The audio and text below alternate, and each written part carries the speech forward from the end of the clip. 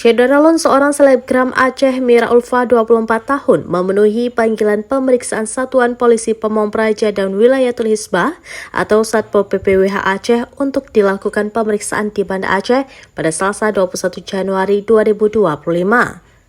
Dalam pemeriksaan tersebut, Mira Ulfa turut didampingi oleh orang tuanya dan kepala desa. Ia dipanggil lantaran aksinya melantunkan kalimat taus dan bismillah sambil diiringi musik DJ saat siaran langsung viral di media sosial.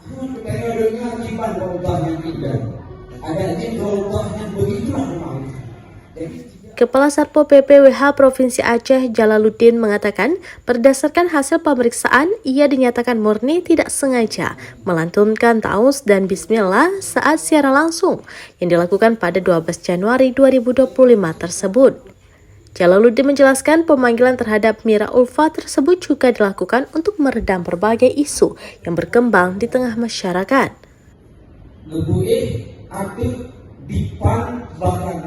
Selain itu, kata Jalaluddin, pemanggilan ini juga bermaksud untuk memberikan pembinaan terhadap yang bersangkutan sehingga kasus yang sama tidak terulang lagi.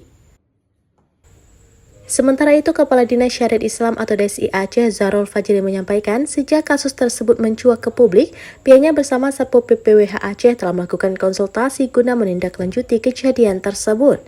Sebab tindakan yang dilakukan oleh Mira Ulfa tersebut sangat rentan menimbulkan reaksi yang tidak diinginkan di tengah-tengah masyarakat. Zahrul berharap kasus ini menjadi pelajaran bagi masyarakat Aceh lainnya, terutama para generasi muda yang aktif dalam bermedia sosial.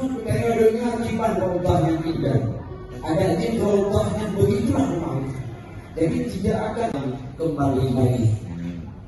Yang kedua, ancaman Allah bagi orang yang melecehkan Al-Quran terbuat daripada para neraka. Lebuih aktif di pan bahkan neraka. Dari Banda Aceh, Rian Salfandi, Serambinus.com.